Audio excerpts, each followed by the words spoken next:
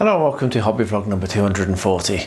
Now this is a dramatically short vlog because it is actually Monday when I'm recording this now, as I'm travelling to the UK tomorrow, and so I'm not going to be around for the rest of the week, and I did want to continue to do the Reaper challenge for next week and also just record something just so that I didn't miss a week.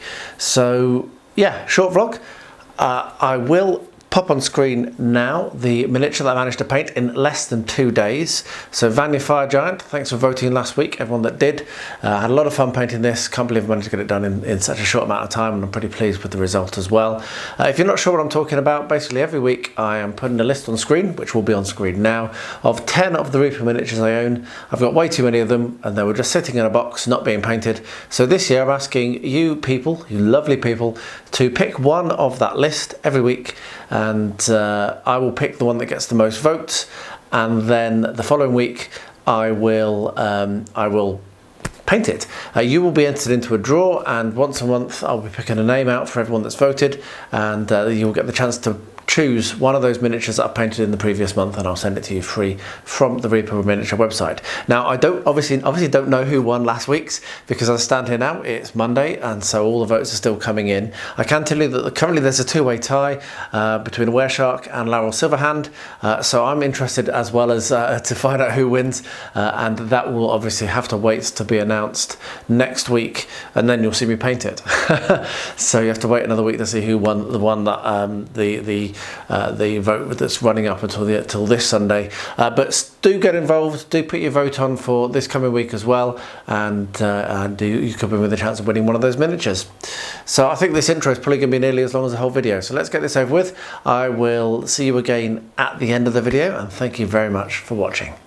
So I've got 2 days or so to get this all primed and painted and based. So let's have a look, and you guys have voted for one that's not going to be easy for me to paint in 2 days. It's a biggie, and it's got a bendy spear, but fortunately it's soft plastic from the looks of it, so I've got some assembly to do. I have to have a look, see how that's supposed to work. So I think that slots in on the back. Might need to have a bit of trimmage going on, but I'm not sure. Maybe not. Oh no, maybe not.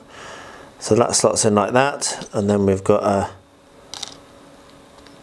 her cape that goes over like that, and then she has it behind her. Wow, that's pretty cool. Actually, that's not so bad to assemble.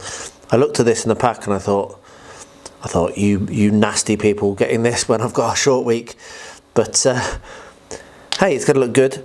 So I'll have to work out how I'm going to paint this. But the first thing to do, as you know, in hot soapy water, give it a good scrub, get it so that I can so that the paint won't fall off. And for this bendy floppy plastic, it's really important that you do that, because it seems to really reject the paint a lot. So yeah, so I'm going to give it a really good scrub, get it dried, and I'm going to try right now. It's Saturday night. I'm starting this early just to kind of try to steal some time. But yeah, I'm gonna try and get this assembled and primed tonight if I can, before I go to bed, so I can start painting it tomorrow. Because yeah, I want to do a good job, but I want to get it done before I go away. So I don't want to cheat my. Well, you're going to see, because you can see it in the video next Sunday. So I don't want to fail that. So yeah, let's get this done, and we'll show you what it looks like when it's assembled. Well, I've primed this, and then I've noticed, and I'm pretty sure I know what's happened here. I think Rosie must have been playing with this and dropped it and didn't tell me, bless her. Don't mind her breaking things, but she needs to tell me, because then I can fix them. But yeah, so the front of the tusk is broken off, which is going to be a bit of a pain in the backside to fix, as you can see. And also the tail's broken off, so I need to get this fixed. I'll probably do this off camera. I'm now covered in super glue, and the tail as well. It's just going to be a real pain to try to get this to actually secure. I might need to use the activator on this. So I'll get this fixed, get this glued back together, and I'll ask her if she dropped it. But as you can see, I've got this primed here, and I've primed in under here as well. So I'm going to take, once that's done and these are glued, I'll take that down and get that painted up, and then we will, oh, another thing I painted, forgot about this. Yep, painted inside here as well. So we'll get that, this all painted up, and then that'll be another one to go onto a base and done. Pretty close to being done this. It's not going to take very long, but it is going to be a bit of a pain getting this glued on. So I'll do this now off camera. Next time you see this, it'll be painted.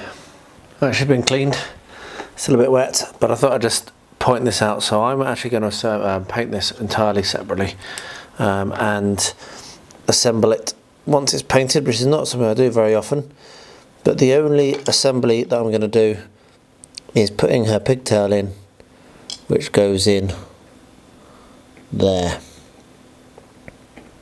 So that's the only assembly I'm going to do, and then we're going to paint the rest of it, prime it up and paint it separately, because it doesn't make sense when you're looking at it to try to paint it assembled. It's going to be a really real faff. So hopefully that will work out alright. So yeah, I'll get that primed up. Well, it'll take a while to dry actually, so maybe not this evening, might end up being tomorrow. But yeah, we're going to do our absolute best to get this done before I have to leave early Tuesday morning, so it needs to be done by the end of Monday. So we shall see, but all we can do is try. Well, this is a day that's been long in coming, and I'm very, very happy to be here now. So I've realised, what with editing my vlog for today, yesterday, I've actually got a bit of time back. And I've been wanting to learn and get confident in soldering for a very long time. I've got a lot of soldering to do, mainly for the model railway, but various other bits and pieces that I want to do also. And so I'm going to do it. So I've just been watching some videos. I'm watching Charlie over at Chadwick. I've watched a couple of other videos, and I'm going to give it a go. My plan is, so the first project I'm going to do for this is to improve the electrical conductivity around Rosie's model railway. So my plan is to solder 2 droppers on each section of track. Drop them through below the baseboard, run a circuit around underneath. So basically, have a dropper underneath each track, and have a circuit underneath. So run some cable underneath, some wire underneath. So the electrical conductivity to each section of track is no longer via the joiners, the rail joiners, but is going to be via the cable, the wire that's underneath. So to do that, I need to solder about 40 or 50 droppers onto the railway, maybe more than that, and then get those droppers soldered onto the circuit underneath, the ring underneath. So there's quite a lot of soldering to do there, but yeah, I think I'm going to be alright with it. I'm going to give it a go anyway. So what we've got is, just so you can see, I've got this. This is this is not lead based, so it's tin and copper. I've got some paste.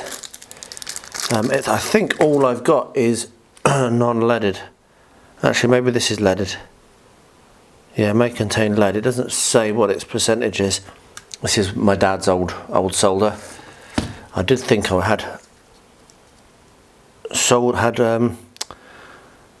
leaded. I did think I had leaded solder, but I don't seem to. So this is, again, I'm not sure. I have to have a look, see what that is. So I've got a whole bunch of different solders. I've got some flux here. I've got a soldering arm, which I bought a very long time ago, which has been used by my dad. Tell us how long ago it was I've had this. And also my friend James soldered something when he was here last summer, but I've never used it. So we're going to give it a go. I'm just going to do some practices. I'm just going to practice tinning some ends of the of some wire, and just get used to how it feels and the effects that I get.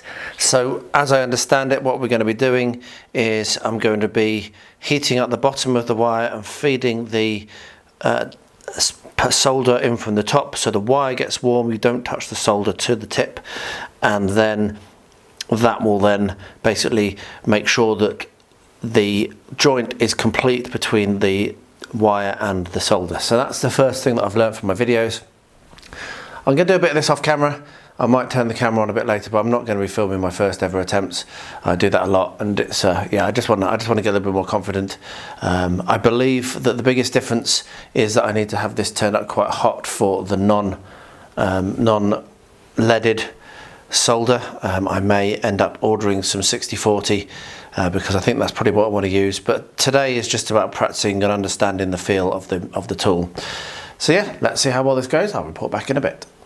Well, I've just given it a go, and I don't know if this is even going to slightly focus in. It is. I did one, and it's not actually, oh, so focus again, it's not actually too terrible. I'm pretty impressed myself. If it would stay in focus, it'd be right. But anyway, you have to trust me. It wasn't too terrible, that. So, oh, there it is, back in focus. So yeah, it took about 10 minutes of fiddling and faffing, and I didn't do it very well at all. Wasted a lot of the solder. I did end up actually having some solder, some not quite 6040. I think it's 6337. So it's slightly lower lead content than 6040, but that's cool. I still need to wash my hands. But yeah, so I did that. I wore my goggles to protect my eyes, but I did actually initially get my get these out, but then I realised I wanted to bring them near because I'm not able to see as easily. So I'm going to have a little bit more of a play with this. I'm pretty happy with that. I'm going to cut that one off and just tin a few of these on just to get some practice, and then when I'm a little bit more happy, I'm going to have a look at the actual track. Now, one of the things I've realised, which I'll do talk about properly in a separate clip, but this you really need to do before you lay your track. It's going to be a bit of a pain, and it's going to be a bit obvious, I think, in places because of I'm going to need to clear some of the it's going to be obvious where the droppers are, because I'm going to have to do the droppers on the outside of the tracks so that it doesn't derail, because you don't want them on the inside, because that's where the wheel guides run, and so it's going to be a bit obvious. So it's just one of those things, learning curve, and I'll have to try to hide it with scenery. But anyway, the point is, I've done my first ever bit of tinning on the end of a wire, and I'm pretty pleased with myself. It's truly incredible what you can do when you try. So it's still Sunday, and I've finished painting. Done it in one day. So what I'm going to do now is I'm going to assemble this. It's a good thing that it's slightly bendy plastic or whatever material it is, because I actually do need to bend the hair out of the way very slightly to get her cape on. But as you can see, that wasn't too bad. The next thing is her hair. And once I've done this, I'll look at the basing and then paint the rim. So I'm going to stop assembling there because I don't want to lock it. And then the last thing is going to be putting her, can we put in this on, the spear, which actually I think goes behind. It does go behind, yeah. So I'm not going to put that on just yet because I don't want to knock the other things off. But as you can see, that's going to go together really, really nicely. I'll bring you back when I come to do the basing, show what that looks like, paint the rim, and then done. And I might even be painting the rim tomorrow morning so I can get the basing done today as well. Fantastic. Right, so here we are. It's now ready for basing. So I will be making use of Luke's basing material as per usual. Going to use arid grasslands on this, I think. So we'll get some of the glue. Spread it around with my toothpick, do the thing that I do every time, no difference for big or small for the miniature. This is how you do it, and then we'll get our material and throw it on, and then do the back. Now, one thing I do like to do is pick out some of the bigger stones, because they can sometimes just not get adhered when you throw it on as a lump, and then you don't get any big stones, and then you just end up with loads of big stones in your pot because none of them ever get onto a base. There we are. So I'll do the rest of it, which will be a little bit more fiddly because I have to get in behind her cape, let that dry, paint the rim, and then it'll be finished in record time. Well, there we are.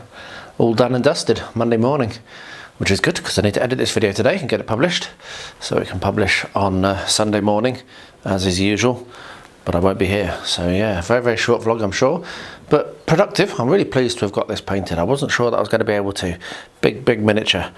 Just to give you an idea, there's my hand. So yeah, big miniature. Huge indeed. Vanja Fire Giant, huge. But a lot of fun to paint and looks really good. So there will also be the painting video released tomorrow as you're watching this. So watch out for that if you're interested in how I did it. And yeah, thanks ever so much for voting. And if you haven't yet voted this week, get it done. Because I'm going to be carrying on with this challenge for the rest of the year. Well, Rosie's done her second ever miniature. What she's calling the White Witch. But which isn't white, is it, Roo? You wanted it to be red. Yeah? Yeah, got a bit of a sore mouth. So I just wanted to show it off, really. I'm really proud of what you've done here, Rosie. This was all done by you, wasn't it? I did very little bit of touch up at one point, didn't I? There was a bit of red paint where you accidentally splashed it, and so I helped to clean that up, didn't I? But other than that, you did all of this, didn't you? Yeah. Yeah. And isn't that awesome? So I'm a very proud daddy. So well done, really cool. I'm going away now, but when I come back, we're going to pick another one to paint, aren't we? Yeah? A dwarf or a sled. Oh, okay, a dwarf or a sled. Thank you for showing me, Roo. Good girl. Bless her. Rosie bit the inside of her cheek the other day and it's really sore, so that was what was wrong with her then. But she's done so well with that miniature and I really did want to share it with you. It's just such a shame that she was a little bit sad at the time that she came to show it to me. But anyway, there we are. That was the week. That was the 2 days. I will be this time next week as this is being published. I'm going to go to HQ. I'm going off to... I'm going to be at Warhammer World. Obviously too late for you to meet me down there if you want to, well, unless you live like just around the corner. I'm really looking forward to that. Going to have a few games, going to look around the displays, and I will be filming some stuff if I can, and that will all come out in the vlog next week. If you haven't yet voted for the miniature for this week, picture on the screen now, the list on the screen, and in the description is a link to all the miniatures on the Reaper website, so you can go and look at what they look like and make an informed decision on which one you want me to paint. And yeah, thank you to everyone that's voted, and thank you to everyone that will vote, and thank you for watching. And I'll wrap up by saying, as I always do, to anyone out there who might be impacted by either the horrific war in Ukraine or the war in Israel, my thoughts do go out to you and only you know who might be in that situation. I am in that situation, which is why I say this every week. It means a lot personally to me and to everyone. Please do stay healthy, stay safe, and stay well.